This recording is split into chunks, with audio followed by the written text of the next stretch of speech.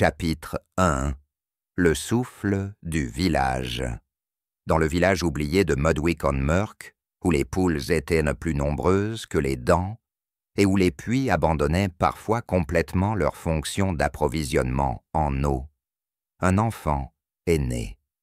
Ni avec des fanfares, ni avec des présages divins, mais avec un seul cri puissant qui fit sursauter une vache en travail et provoqua le renversement de la seule assiette de soupe de lentilles tièdes du prêtre du village. Cela, selon les normes locales, était un signe de grandeur. Le nom de l'enfant, perdu dans le temps et la praticité, serait un jour remplacé par un titre plus mémorable, l'homme aux dents, mais pour l'instant, il était juste « Watois », crié à lui avec divers degrés d'affection, d'urgence ou de déception.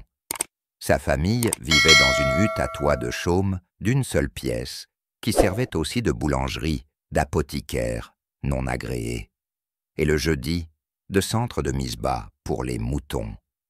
Son père avait 3 dents, toutes pointant dans des directions différentes, formant une sorte de boussole de désespoir buccal. Sa mère prétendait avoir eu de belles dents autrefois, mais les avait sacrifiées lors de l'accouchement, comme c'était la mode à l'époque. Sa grand-mère gardait une pochette de vieilles dents attachées autour du cou, non pas pour porter chance, mais pour les lancer aux pigeons. L'hygiène, comme la joie, était rare et suspecte. Personne ne se brossait les dents à Mudwick. En fait, la plupart ne réalisaient même pas que les dents nécessitaient d'être brossées.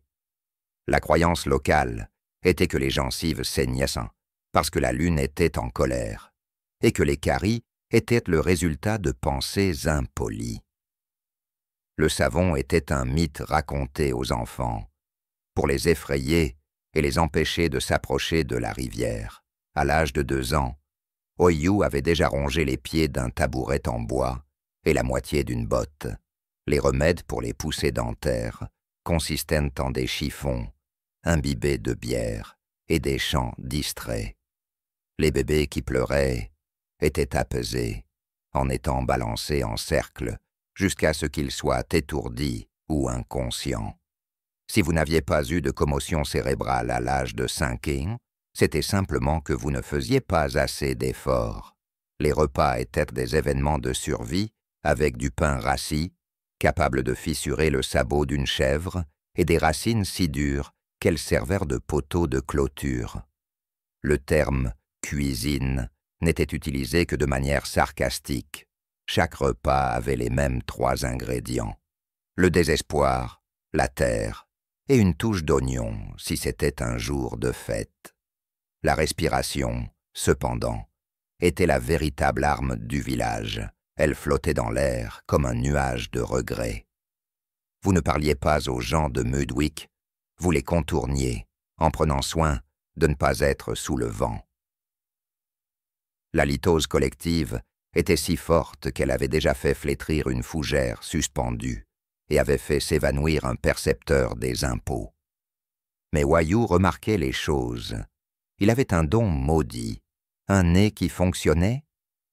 Alors que ses camarades se régalaient de tartes à la boue et de combats de poux, il était écœuré par l'odeur de la bouche ouverte de l'oncle Barle. Il tressaillit à la vue des gencives noircies et recula au son des dents claquant comme des castagnettes lentées. Il en était, à son grand malheur, conscient. C'était pendant le festival des tartes douteuses, une tradition locale, où les villageois tentaient de deviner la viande, que le destin est intervenu.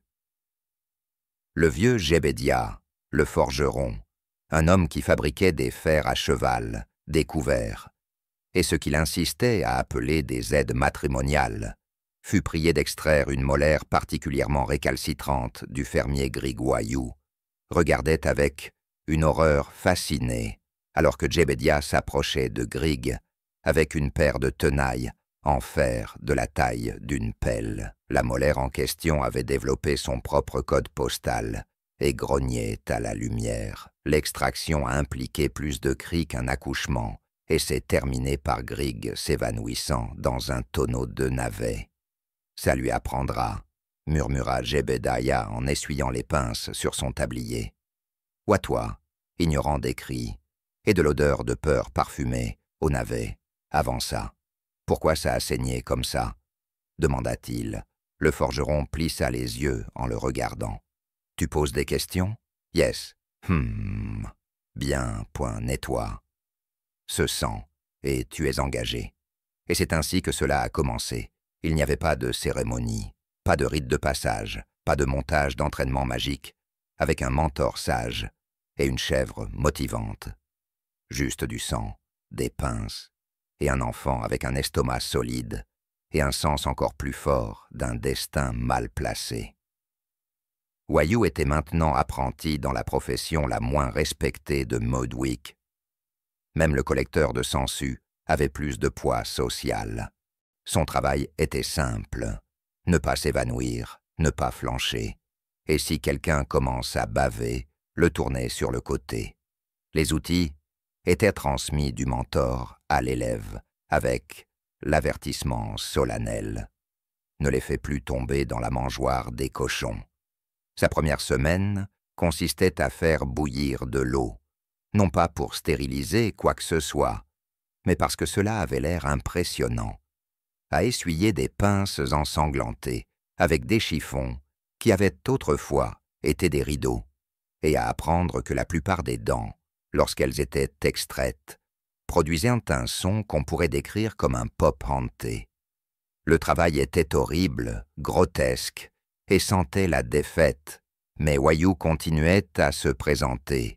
Il se présentait à travers les paysans, vomissant, à travers les malédictions criées et les pots de chambre lancés. Il est apparu parce qu'il a réalisé, avec une clarté horrifiante, qu'il était bon à cela. Pas parce qu'il aimait ça, mais parce qu'il ne fuyait pas. Il a appris à reconnaître les différents types de cris. L'aboiement bref de la panique, le long gémissement du regret, le sanglot silencieux de quelqu'un qui venait de perdre sa dernière molaire et sa volonté de mâcher. Il les cataloguait comme des chants d'oiseaux. Il est devenu fluent, en obscénité, étouffé, prononcé entre des mâchoires serrées. Ses mains, autrefois douces et innocentes, devinrent calleuses et tachées. Sa tunique devint un patchwork de sang et de poussière de molaires. Ses yeux prirent le regard vide de quelqu'un qui avait vu trop de bouches de l'intérieur. Mais même s'il changeait, le village ne changeait pas. Les gens crachaient toujours dans le feu, mâchaient des pierres cachées dans le pain, et attribuaient les maux de dents aux fantômes, à l'alimentation ou à des pensées traîtresses. Personne ne disait merci. Au mieux, ils ont hoché la tête. Au pire, ils l'ont mordu. Cependant, Wayou a enduré. À l'âge de 10 ans, il avait extrait plus de dents qu'il ne pouvait en compter, bien qu'il ait essayé. Il les gardait dans un bocal sous son lit, étiqueté « cris en verre ». À 12 ans, il était connu dans toute la région comme « le garçon qui tire ». À 14 ans, il rêvait non d'aventure, mais de pince, qui murmurait son nom. Et ainsi, dans un village où le souffle pouvait cailler le lait et où les sourires ressemblaient à des formations de grottes, une légende commença à grandir. Pas un héros, pas un sauveur, mais un garçon qui a fait cesser les cris. Pour un prix. Et parfois, une tarte. Bien qu'il ne devinât jamais correctement la viande. Chapitre 2. Outils et cris. À l'âge de 12 ans, Wayou avait développé une relation avec le sang que l'on pourrait décrire comme professionnellement décontractée. Il n'était plus choqué de voir un geyser de cramoisi jaillir de la bouche de quelqu'un comme une très mauvaise fontaine de vin. S'il y avait quelque chose, il trouvait les motifs de pulvérisation artérielle étrangement apaisants, comme de l'art abstrait en pleine agonie. Il était désormais l'assistant officiel du principal amateur de dentisterie et du seul forgeron de Modwick-on-Murk. Il s'appelait Jebediah Smeltspoon, et ses outils étaient légendaires. Pas parce qu'ils fonctionnaient bien, mais parce qu'ils avaient des personnalités.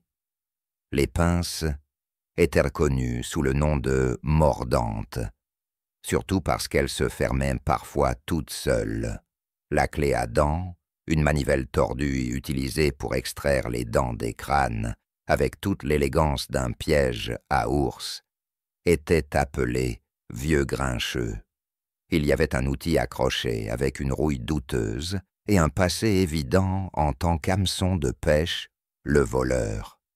Et puis il y avait le marteau qui n'avait pas de nom, seulement un héritage. Le marteau est pour quand la diplomatie échoue, expliqua Jebediah en le tenant comme un sceptre, ou quand il se tortille en trop. L'atelier était une cabane maintenue ensemble par de la salive de cheval et des prières. Ses murs étaient striés de suie, de vieux sang et de quelque chose de vert que personne n'osait enquêter. Un panneau perforé affichait les outils, avec une touche rappelant la décoration d'horreur médiévale. Un petit panneau en bois pendait au-dessus.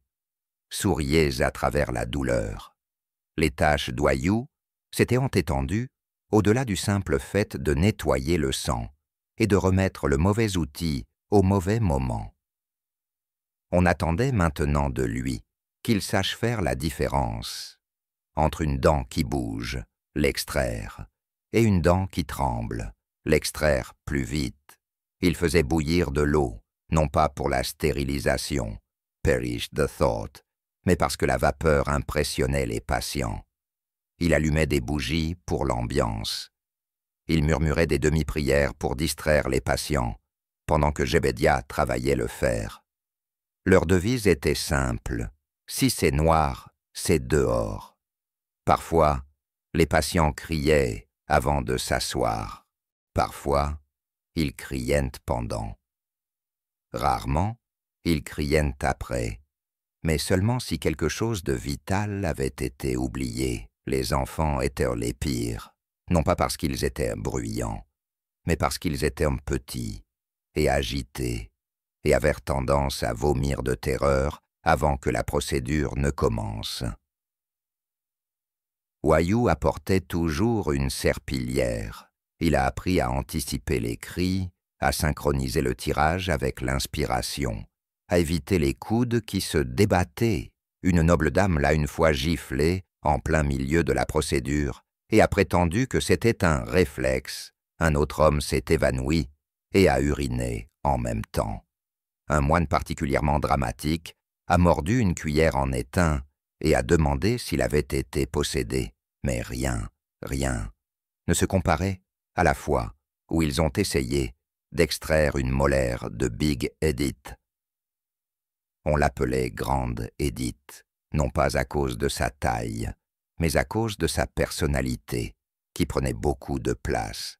Elle était la brasseuse du village, lutteuse de bras et videuse officieuse du festival annuel du navet. Sa molaire lui faisait mal depuis des mois, s'infectant sous sa joue comme un gobelin dans une mine. Quand elle arriva enfin, le soleil s'est couché de peur.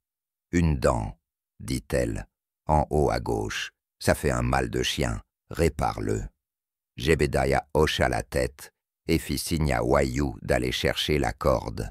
Pour Edith, les chaises furent remplacées par des tonneaux. Wayou prépara les tenailles, la clé et, pour plus de sécurité, une petite matraque. La clé dentaire tourna une fois. Rien deux fois. Edith grogna. Au troisième tour, il y eut un craquement, comme le tonnerre, un cri qui réveilla l'évêque, et puis le silence. Edith cligna des yeux. « C'est tout? C'est tout ?» Wayou, dont la tunique était maintenant de la couleur du ragoût au canneberge, hocha la tête. Wayou, dont la tunique était maintenant de la couleur du ragoût de canneberge, hocha la tête. « On aurait dit que quelqu'un avait tiré le diable de ma tête, » dit-elle en crachant la molaire dans un seau. « Je t'enverrai un tonneau. » Elle ne l'a jamais fait, mais la molaire, brune, fissurée et vaguement malveillante, était cloué au mur comme un avertissement pour les dents futures. Alors qu'Oyou gagnait en compétence, il gagnait aussi quelque chose de plus dangereux, la réputation. Bientôt, des gens venaient des villages voisins, avec des bouches comme de la poterie brisée, et une haleine qui pouvait écorcer l'écorce. Il rencontra un ménestrel itinérant, avec une dent qui sifflait, un moine qui croyait que son mal de dents était une punition divine pour avoir volé des figues, un garçon qui avait mâché un fer à cheval pour le plaisir. Wayou développa des préférences. Il aimait les molaires. Elles étaient solides, têtues, et quand elles se détachaient, c'était satisfaisant, comme tirer un bouchon d'une cruche de vin. Il détestait les canines, pointues, nerveuses, et sujettes à mordre en retour. Les incisives étaient acceptables, les prémolaires étaient traîtresses, les dents de sagesse étaient mythiques à Mudwick. Quiconque de sage était parti depuis longtemps. Un jour, Jebediah la prit à part. « Tu es prêt, dit-il, les yeux plissés, à faire le tien. Mon propre quoi?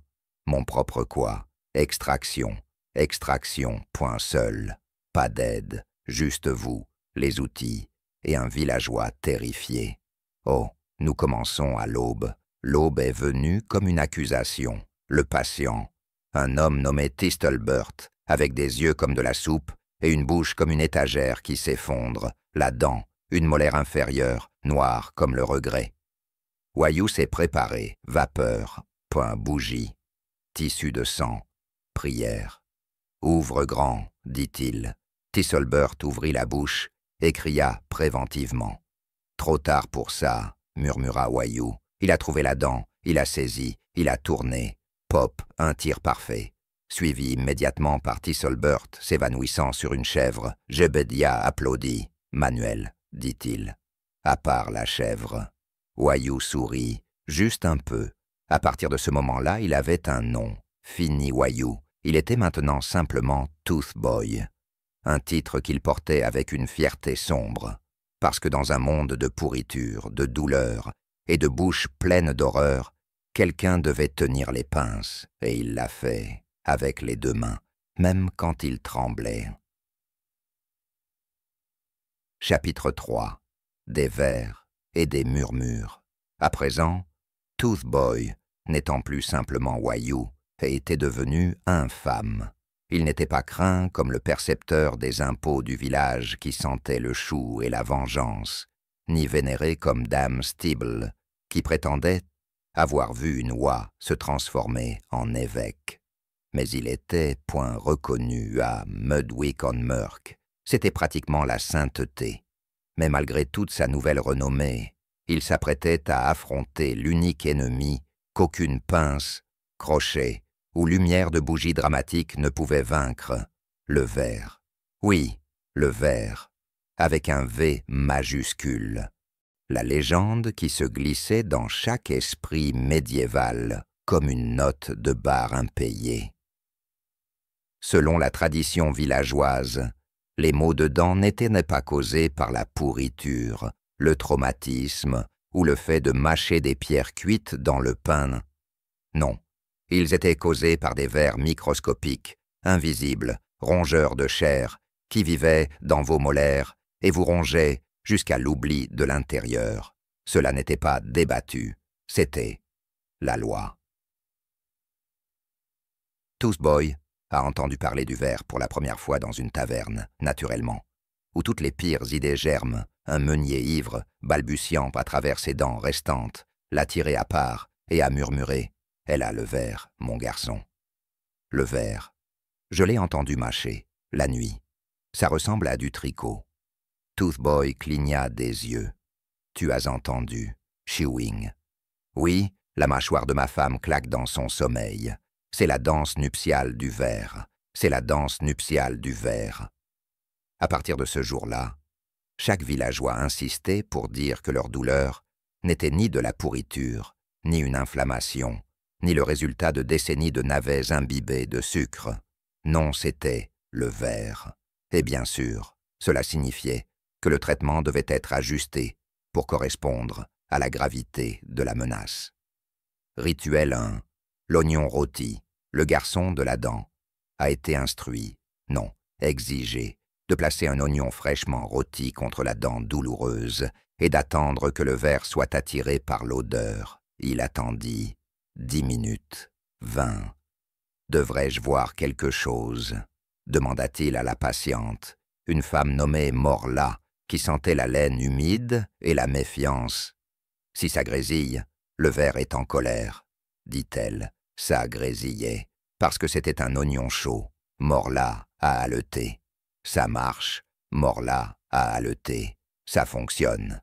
Toothboy a simplement souri à travers ses molaires serrés et a noté dans son registre « oignon rôti, placebo émotionnellement efficace ». Toothboy a simplement souri à travers ses molaires serrés et a noté dans son registre « oignon rôti, placebo émotionnellement efficace ». Rituel 2. Menace murmurée. Celui-ci était plus étrange. « Tu dois murmurer au ver », insista le père Yible, un homme qui avait autrefois essayé de baptiser un poulet. « Tu dois le menacer, avec le feu, avec bannissement, avec du chou bouilli, sa vie dans votre molaire. Oui. » Et il réagit au ton.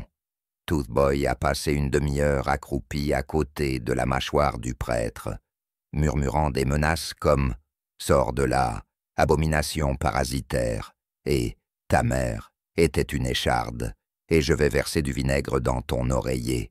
Pas de changement dans la dent. » « Ça a marché ?» demanda Toothboy. « Mon âme se sent déchargée, » dit le père Yible, les yeux croisés.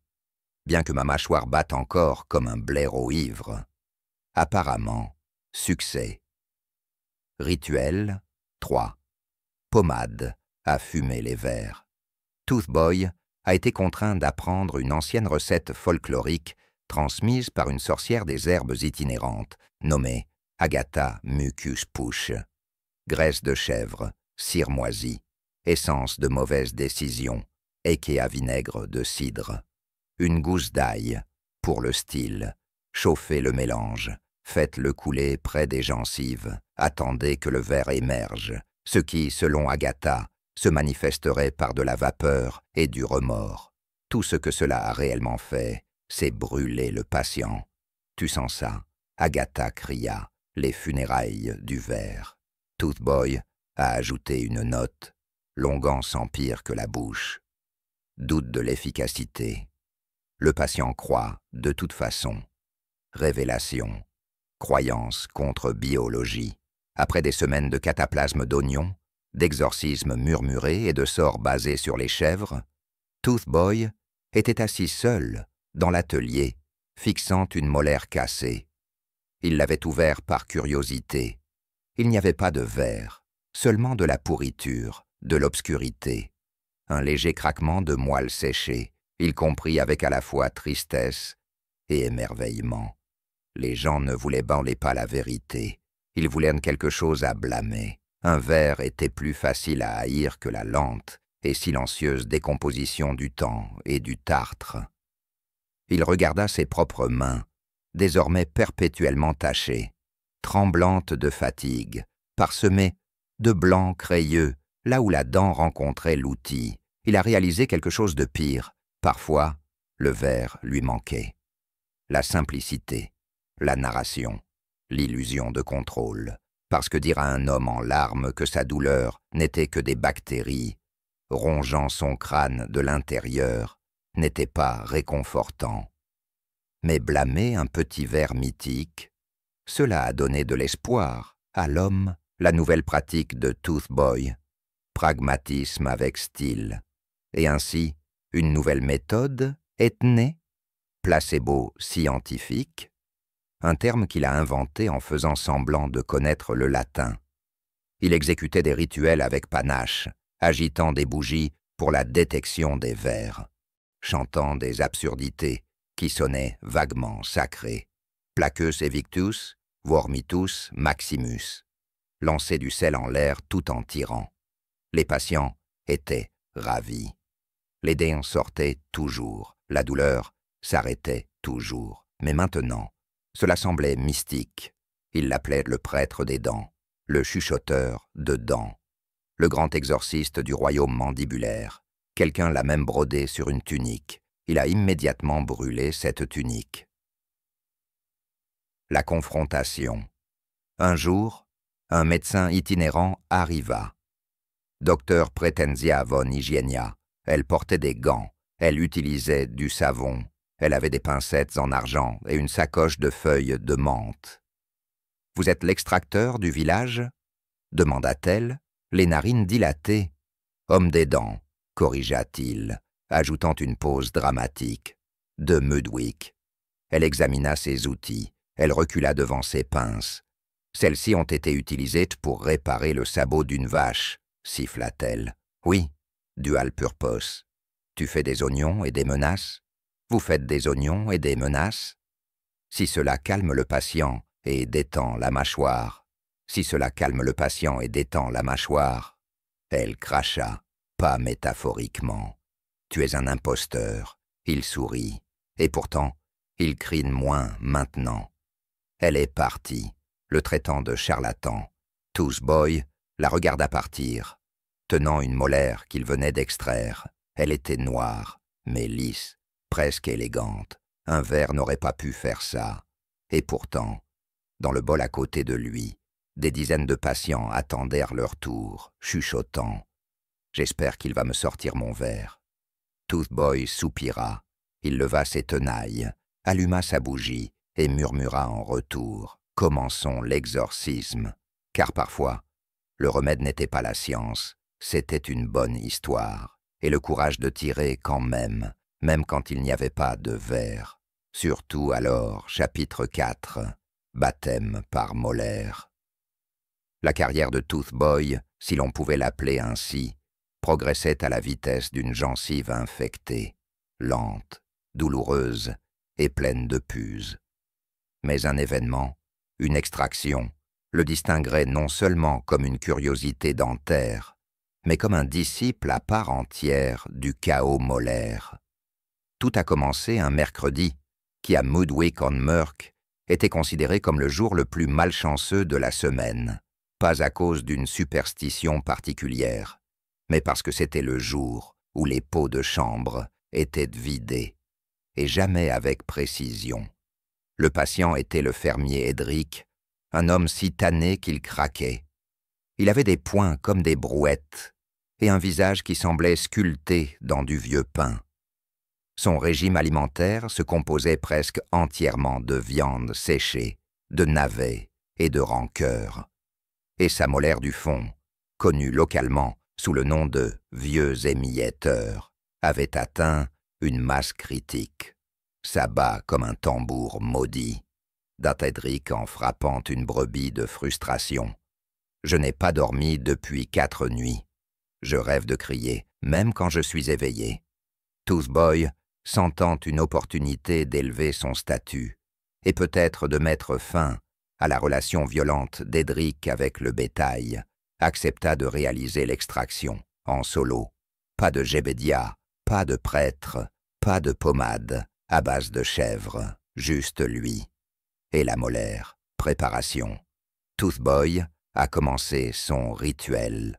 Table frottée, avec du sable, le savon du pauvre, ouatis disposés comme de minuscules instruments de torture du destin.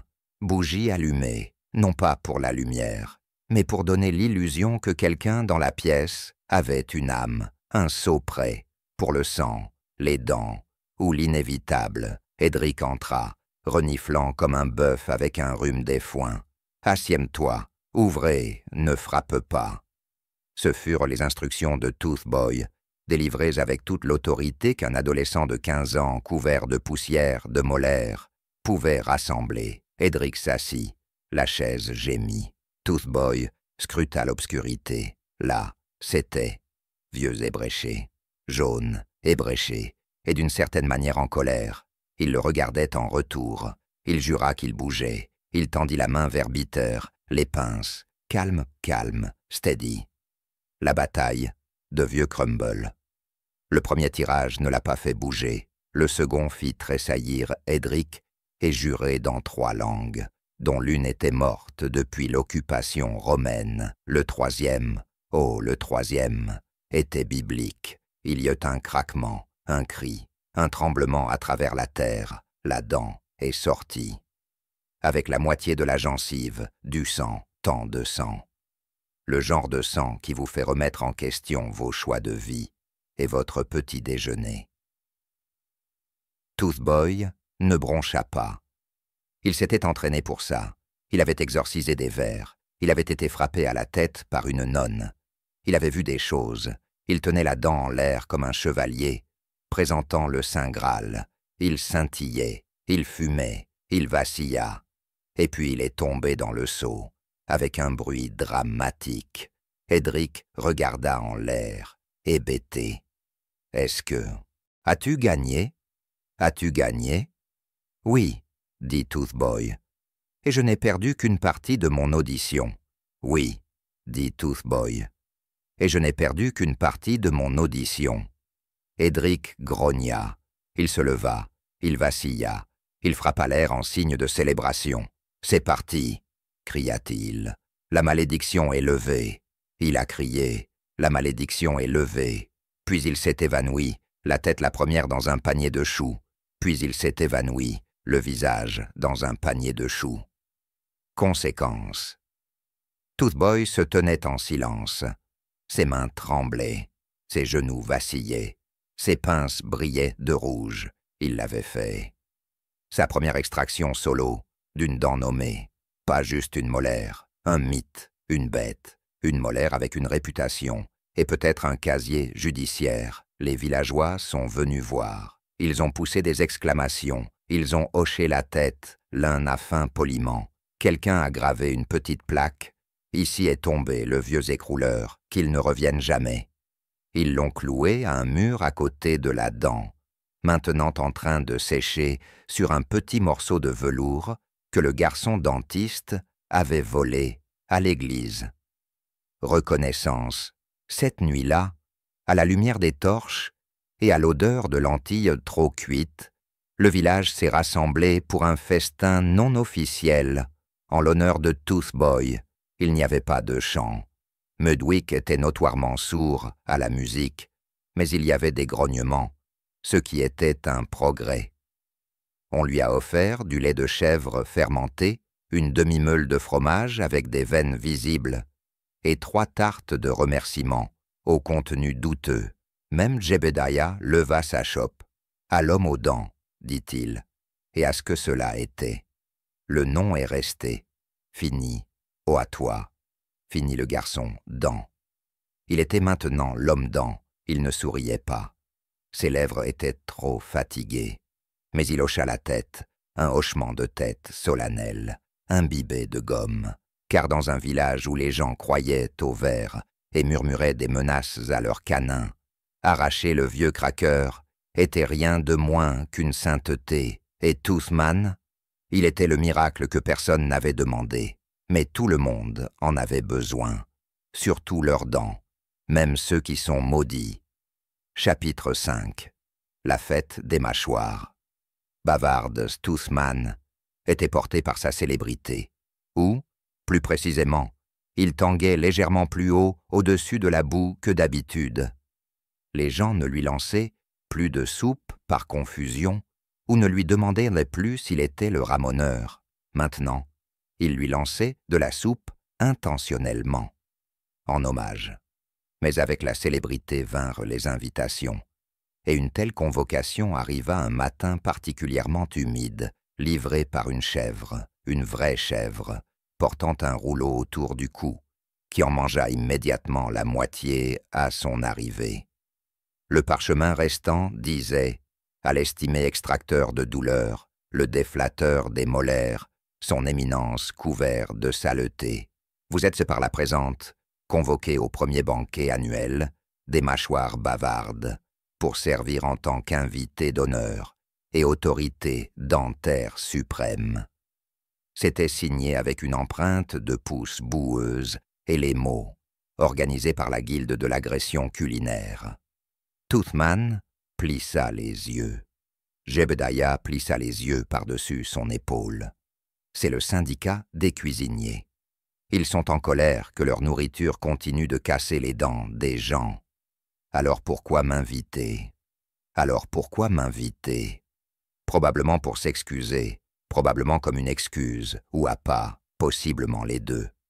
Il a rangé ses outils, sa tunique la moins tachée de sang, et un oignon de secours, au cas où un ver se pointerait. Puis il s'est dirigé en traînant les pieds vers la place du village, où la fête était déjà en train d'éclater comme un furoncle bien chronométré.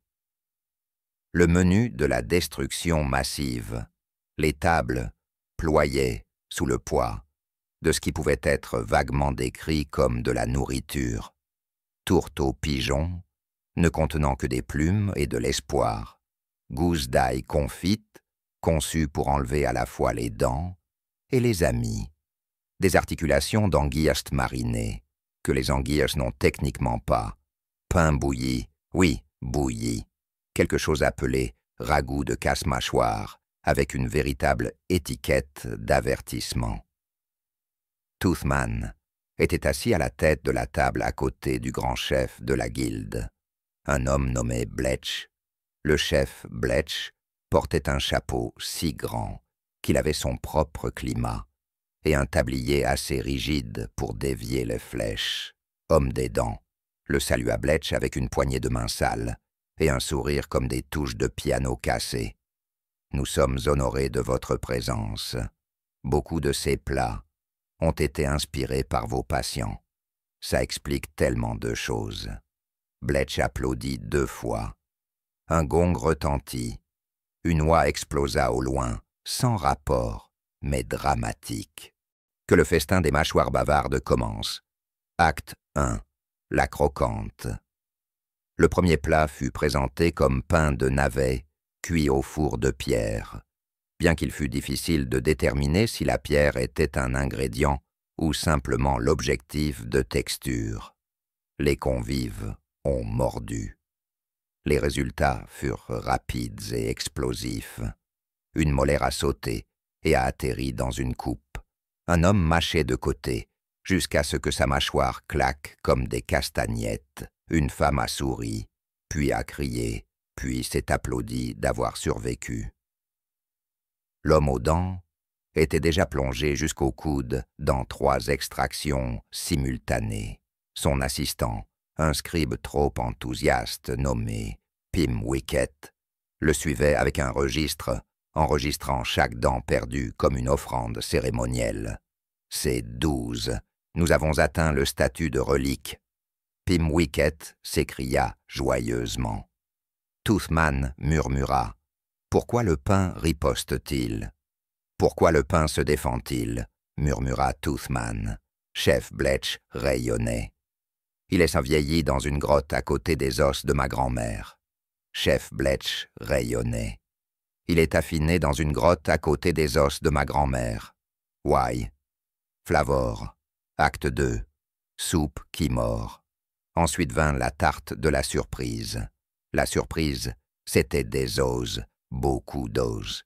Puis la soupe, un liquide si épicé et acide qu'il sifflait lorsqu'il touchait les cuillères. Elle s'appelait le rince-bouche du dragon. Un homme l'a utilisé comme bain de bouche. Il a immédiatement perdu connaissance, mais a rapporté des sinus propres par la suite. L'homme aux dents a extrait 5 dents avec des pinces, 2 avec un bâton, et une simplement en la fixant du regard. Il se tourna vers Bletch. « Tu ne les nourris pas. Vous déclarez la guerre à leurs molaires. Non-sens. C'est un entraînement à la résilience culinaire. Quelqu'un vient d'avaler une fourchette. Il apprend la digestion interne.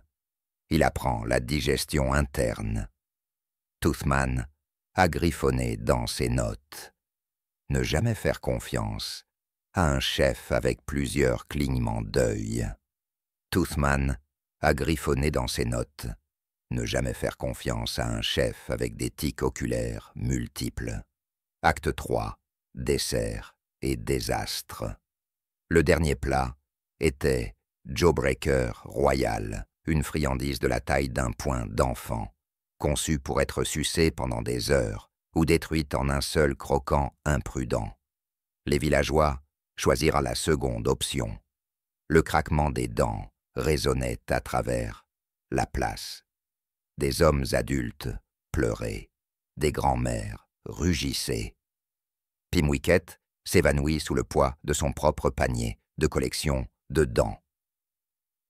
L'homme aux dents agissait maintenant par instinct, tirer, cracher, tamponner, bénir, répéter.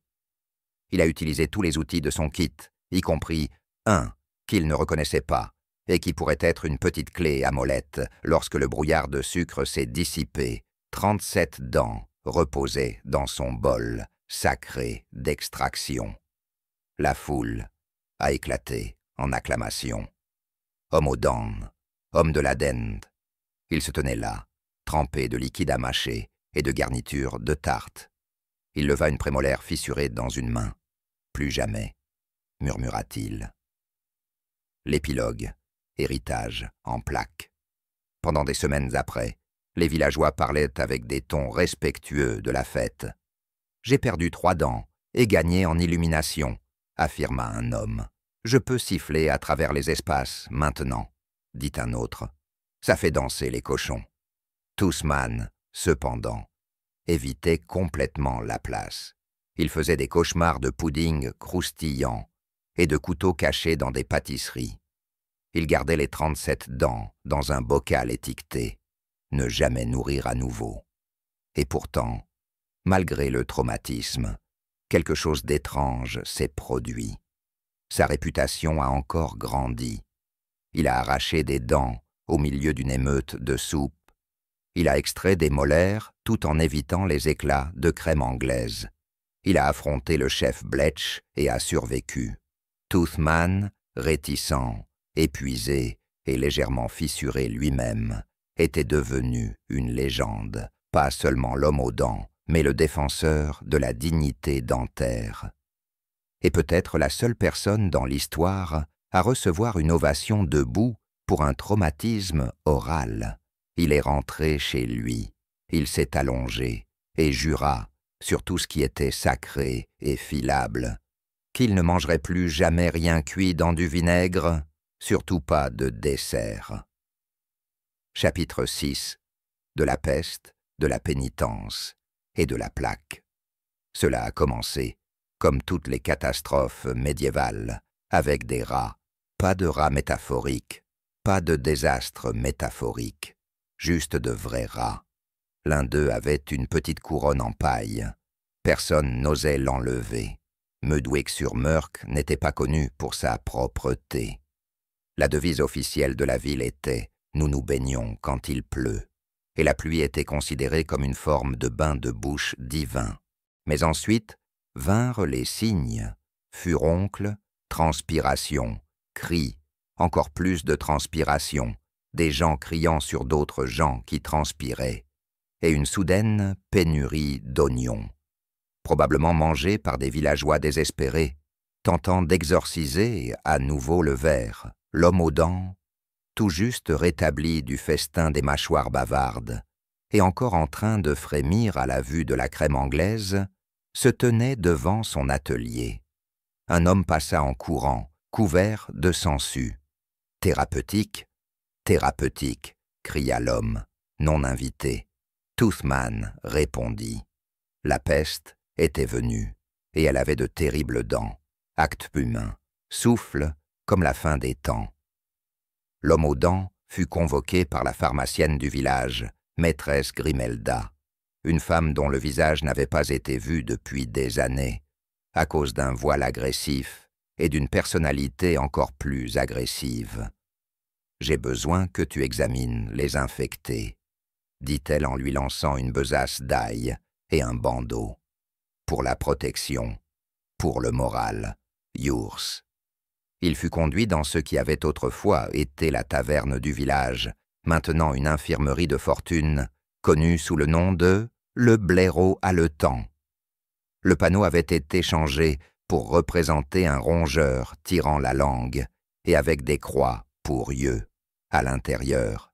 des gémissements, des toux, des chants inexplicables, et l'odeur distincte de la défaite mélangée à du chou. L'homme aux dents s'est mis au travail. Il a écarté des mâchoires enflées de pourriture. Il a examiné des gencives qui avaient abandonné toute tentative de retenir quoi que ce soit. Il a été témoin d'une haleine si fétide qu'elle faisait se courber le bois. Il a diagnostiqué la peste comme 3 parts de peste, 2 parts de mauvaise hygiène et une bouteille pleine de bouches non lavées. Ce n'est pas juste une maladie, murmura-t-il. C'est un désespoir dentaire. Grimelda plissa les yeux en regardant un enfant bavant. Est-ce que c'est point contagieux? Non, c'est juste un arrière-goût du pudding d'anguille. Ils ont quand même déplacé l'enfant. Acte 2, les flagellants des dents. Alors que la panique se répandait, des rituels étranges faisaient de même. Un groupe se faisant appeler les Mollarmancers a commencé à prêcher que la peste était causée par des bouches impures. Ils portèrent des robes cousues à partir de serviettes jetées et brandissèrent des brosses à dents surdimensionnées, trempées dans du vinaigre sacré. Ils se fouettaient, non pas avec des cordes, mais avec du fil dentaire. Purification par la souffrance, criait-il. Les gencives doivent sanguiner pour que le corps soit pur. Les gencives doivent saigner pour que le corps soit pur. Toothman dévisagea. Toothman fixa son regard. Tu sais que le fil dentaire est censé prévenir le sang, non? Tu sais que le fil dentaire est censé prévenir le sang, n'est-ce pas? Ils lui hissèrent un des roulères sur des chariots en bois en forme de dents. Ils lui hissèrent un des s'éloignèrent sur des chariots en bois en forme de dentier. Plus tard, il en trouva un inconscient, saignant des gencives, murmurant « Je pense que j'ai trop frotté ». Il lui a laissé un mot « brosse doucement ». Utilisez de la menthe, évitez le vinaigre. Acte 3, pénitent et bouche sainte. Le prêtre du village, le père Wimplestump, invita Toothman dans l'église, qui avait été réaménagée en infirmerie de confession. Les affligés croient que la peste est une punition divine pour la négligence dentaire, expliqua-t-il. Alors ils veulent la confession?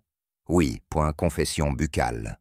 L'homme dent a été conduit à une cabine, où les gens faisaient la queue non pas pour confesser leurs péchés, mais pour ouvrir grand la bouche et dire « Ah !» Il entendait des choses.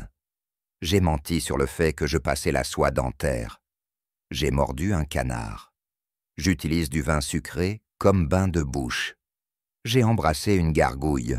Chaque fois, Toothman les absolvait en arrachant une dent et en criant « Plaque disparue !» Chaque fois, Toothman les absolvait en arrachant une dent et en criant « Plaque disparue !» Ça marchait, ou du moins, c'est ce que les gens disaient, ou du moins, ils s'évanouissaient assez rapidement pour que personne ne remette quoi que ce soit en question. Ça a marché, ou du moins, c'est ce que les gens disaient, ou du moins, ils se sont évanouis assez rapidement pour que personne ne remette quoi que ce soit en question. Acte 4. Le souffle noir. Puis vint un véritable défi, une femme nommée Cible, qui toussait du brouillard et dont les dents s'étaient fusionnées en un mur continu d'ivoire. « Depuis combien de temps n'avez-vous pas eu de nettoyage ?» demanda Toothman. « Qu'est-ce qu'un nettoyage? Qu'est-ce qu'un nettoyage ?» pleura doucement Toothman. Toothman pleura doucement. Il se mit au travail avec tous les outils, pince, crochet, prière et un citron sacré.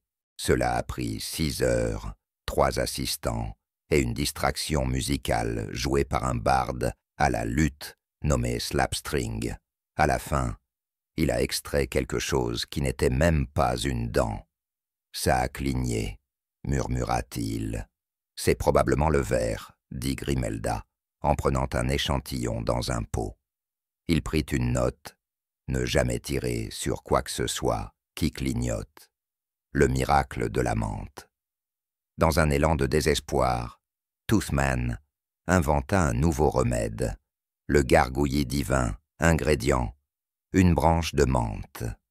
Eau salée, bénie par la chèvre du père, Wimplestump, chardon bouilli pour la couleur. Beaucoup d'espoir. Il a fait gargariser et cracher les villageois en chœur. Ils chantaient des hymnes, ils riaient, une personne a crié, mais seulement parce qu'elle avait avalé sa branche de menthe. Les gens ont commencé à se rétablir, non pas à cause du gargarisme, mais parce qu'ils étaient hydratés, distraits et avaient des bouches légèrement plus propres. Toothman ne les a pas corrigés, laissez-les croire, même si le véritable miracle était simplement l'hygiène bucco-dentaire. La peste se retire lentement. La peste s'est atténuée. Les races se sont dispersées. Les gens ont acclamé. Une parade a été organisée où les villageois ont lancé leurs dents extraites comme des confettis. Un homme a perdu l'équilibre en essayant de passer la soie dentaire sur une banderole. L'homme aux dents était épuisé. Sa tunique était raide de plaques. Ses yeux tressautaient chaque fois qu'il voyait une cuillère, mais son cœur, son pauvre cœur criblé de caries, était étrangement plein. Ils avaient survécu, avec du vinaigre, des cris, de la menthe et des absurdités, et peut-être, juste peut-être, un peu de dentisterie réelle. L'homme au dents retourna à sa chaise. Il prit une molaire, l'inspecta.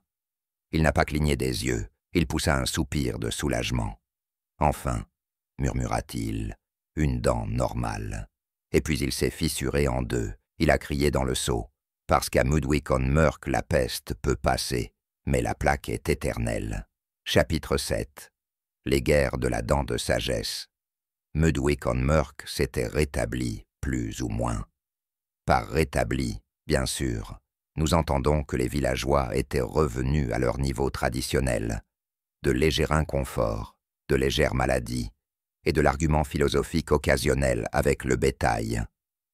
L'homme aux dents, désormais respecté, craint et doucement évité dans les ruelles, commençait à goûter à quelque chose de dangereusement proche de la paix. Ses outils étaient polis. Ses bocaux de dents étaient classés par ordre alphabétique. Son oreiller à cris n'avait pas été utilisé depuis près d'une semaine. C'est précisément à ce moment-là que le désastre est revenu. La convocation du comte enflé. Cela se présenta sous la forme d'un homme très grand, sur un très petit cheval. Le cheval n'était pas amusé. L'homme était le comte Snergleton von Abscess, troisième, duc de Gomridge, baron de Pusforth, et patron, non officiel, des visages enflammés. Il tendit à Toothman un rouleau scellé de cire et de sauce. À celui qui connaît les profondeurs les plus sombres de la bouche, votre présence est requise au château de Molt. Une question de délicieuse urgence, il y a des cris et gonflements. Aussi de la soupe, apportez vos propres gants. L'homme aux dents soupira. Bien sûr qu'il y a de la soupe. Il a rangé son kit, sa brindille de menthe, et Jébédia, qui dormait dans le kit, et a monté le triste et jugeant cheval du comte. Le château de Molt et la bouche de la folie. Le château Molt était moins un château qu'une forteresse sur le thème dentaire. Le pont-levis était en forme de langue. La herse avait de l'émail. Les uniformes des gardes étaient à motifs molaires. À l'intérieur, les choses étaient pires. Les serviteurs criaient de douleur dentaire. Les écuyers bavaient de manière incontrôlable. Le cuisinier extrayait ses propres dents pour les utiliser comme boulettes. Au centre de tout cela, le comte Snergleton, la mâchoire enflée à la taille d'un cochon rôti, parlant uniquement en son de voyelle. « Oh, aou !» dit le comte. « Que s'est-il passé ?» demanda Toothman. Jebediah traduisit. Il a mordu dans un faisan rôti et a réveillé quelque chose d'ancien. L'homme aux dents scruta la bouche du comte. Là, il était, éclairant faiblement, pulsant de ressentiment. une dent de sagesse, le siège de la dent sage. Personne à Mudwick n'avait vu de dents de sagesse depuis des années. Elles étaient considérées comme mythiques, comme des dragons, des coiffeurs ponctuels ou des archives historiques précises. Mais il était là, tout au fond, rayonnant d'intelligence et de défi. « Nous aurons besoin de renforts », dit Toothman d'un ton grave. Il a convoqué l'abbesse de l'anesthésie, Sir Scraper, le chevalier de l'hygiène, frère Gargouillis, moine du bain de bouche, et une vieille femme terrifiante, connue seulement sous le nom de Grande Nana, qui combattait la plaque avec des aiguilles à tricoter. Ensemble, ils formèrent la confrérie de la Dun. Ils ont cartographié la bouche, ils ont élaboré un plan, ils ont pleuré silencieusement à cause de l'odeur. La bataille commence. Tout d'abord, l'abbesse a chanté des prières aux esprits engourdissants. Puis Sir Scraper a mené une charge sur les tranchées de Tartre. Frère Gurgle a déchaîné un raz-de-marée de rince-bouche sacré. Grande Nana a piqué le tissu gingival avec une précision aiguisée au fil de 70 hivers. Toothman lui-même a mené l'assaut final avec ses pinces brillantes, forgées à partir des cuillères fondues, des patients tombés, la dent riposta. Il a émis des arguments philosophiques. « Si je grandis, n'appartiens-je pas? Me déraciner, c'est nier la sagesse. Le temps est une construction. Le temps est une construction !» cria Toothman. « Silence, Molar Socrate !» L'homme d'An cria. « Silence, Molaire Socrate !»« Silence, Molar Socrate !» cria Toothman, en se retournant, et tordu. Il y avait une lumière aveuglante, un cri, un chœur de Molaire, chantant l'ancien hymne de la libération des racines, et puis...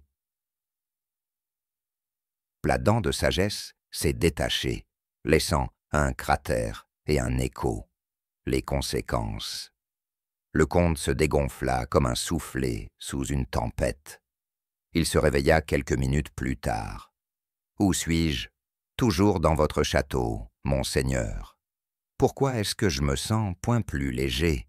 Tu as été désagessé. » Il sourit. « Est-ce de la joie ? » « Non, » dit Toothman. « Juste un bon équilibre buccal. » La confrérie se dissout. Grande Nana a été vue pour la dernière fois en train de passer la soie dentaire avec du fil barbelé. Frère Gurgle a ouvert un spa. Sir Scraper est retourné à ses tournois de lance dentaire. Et Toothman rentra chez lui, portant la dent de sagesse dans une boîte étiquetée. Maudite, mais éducative. La légende s'épaissit. Les nouvelles se répandirent. Ils disèrent qu'il avait apprivoisé la dent maligne. Ils disèrent qu'il avait combattu la philosophie dentaire. Ils disèrent qu'il utilisait du fil dentaire enflammé. Les enfants pointaient sa silhouette et murmuraient « C'est lui ». L'homme aux dents, il a tiré la vérité d'un noble, et l'homme aux dents, il est retourné à sa chaise, s'est assis et, pour la première fois depuis des mois, mangé un morceau de pain moelleux avec succès, et cela, à Mudwick-on-Murk, était ce qui passait pour une fin heureuse, au moins jusqu'au dessert. Chapitre 8. La dernière garniture. Cela a commencé, non pas avec un bang, mais avec un craquement qui résonna à travers Mudwick-on-Murk comme un solo de trompette mal chronométré. Les oiseaux s'envolèrent, les vieux hommes laissèrent tomber leurs pipes, une vache s'évanouit de manière dramatique. Cela venait de la bouche du maire Grubbins, qui avait confondu un biscuit d'orge fossilisé avec un crimpet moelleux. Une erreur fatale, le biscuit a brisé 3 molaires, une prémolaire, et sa confiance dans les produits de boulangerie pour toujours. « Homme dédain », tonna-t-il du haut du puits de la ville, « nous avons besoin de toi encore une fois. » Toothman, sirotant un bouillon tiède dans sa chaise, cligna lentement des yeux. « Je viens de passer la soie dentaire pour la première fois de cette décennie, » murmura-t-il. « Laisse-moi ça. » Mais Mudwick ne se repose jamais, surtout quand des urgences dentaires sont impliquées. La rébellion des molaires. Le maire n'était pas seul, un par un. Les villageois se traînaient jusqu'à la place, se tenant les joues, les mâchoires, et dans un cas troublant, une baguette brandie comme une massue. La fermière Elsie avait mordu dans un navet et avait disloqué sa boussole morale. Le forgeron Tarn s'était accidentellement soudé la bouche, encore une fois, et quelqu'un avait ressuscité le verre. C'était dans mon thé, dit vieillement, tenant une tasse de thé qui criait clairement lorsqu'on la secouait. L'homme aux dents a assemblé son kit légendaire. Les saintes, pinces, le béni, pique, la spatule du regret. Il revêtit sa tunique, désormais brodée de dents cousues, et d'une citation qui disait « Les gencives ne mentent pas ». Jebediah l'accompagnait avec un seau étiqueté « Nouveaux dents, probablement ». Acte 1. Une bouche de trop. Le premier cas était le maire Grubbans lui-même. Toothman a ouvert la bouche avec 2 cuillères et beaucoup de prières. « Je vois le problème », dit-il d'un ton grave. « Est-ce grave? Est-ce mauvais? Tu as avalé la moitié du biscuit. Tu as avalé la moitié du biscuit. » Il fait son nid. À l'aide de la spatule du regret, il a extrait des débris de biscuit, 3 dents, un bouton, et ce qui pourrait être une lettre d'amour des années 1200. Le maire Grubbins pleura de gratitude. Puis, il éternua de la poudre de biscuit dans les yeux de l'homme aux dents. Ça allait être une longue journée. Acte 2. Une série d'extractions malheureuses. Chaque patient était pire que le précédent. Un homme avait une molaire qui poussait de travers et murmurait des énigmes. Une fille prétendait que sa dent de sagesse la rendait trop intelligente. Elle refusait de parler autrement qu'en haïku. Quelqu'un avait remplacé ses dents par des pièces de monnaie. Efficacité économique. Exclamation. Marque. Ils déclarèrent avant de s'étouffer avec un shilling. L'homme aux dents tira, arracha, hurla, bénite, maudit. « Je ne suis pas un magicien. Je ne suis pas un magicien. »« Si, tu l'es, » cria une chorale de fans édentés. « Oui, tu l'es, » cria un chœur de fans édentés. Même le verre a fait une brève apparition.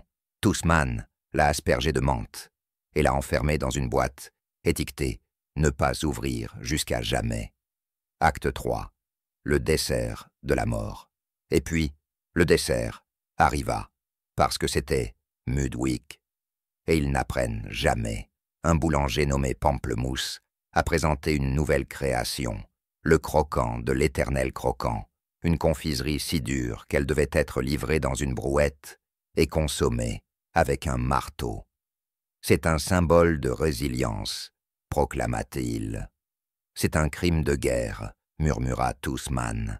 Les villageois l'ont envahi, les dents explosaient comme des feux d'artifice. Toothman a fait 5 extractions avant d'avoir fini de cligner des yeux. Jebediah commença à chanter des hymnes aux molaires, alors qu'elles étaient arrachées. Le caramel brillait, il vibrait, il était clairement maudit. L'homme aux dents le lança dans le puits rogna. « Ce n'est pas bon », dirent-ils tous en même temps. Acte 4, le jugement. Alors que la nuit tombait, la place était jonchée de bandages, de dents et d'un pudding solitaire que personne n'osait toucher. L'homme aux dents se tenait au centre, les bras pendants, les outils fumant légèrement. Le maire Grubbans s'approcha en boitant. « Vous nous avez encore sauvés. » L'homme aux dents ne dit rien. « Nous voulons construire une statue, de ton visage, mais avec une bouche ouverte pour que nous puissions y mettre de la confiture. S'il te plaît, ne le fais pas. » Trop tard. L'adieu.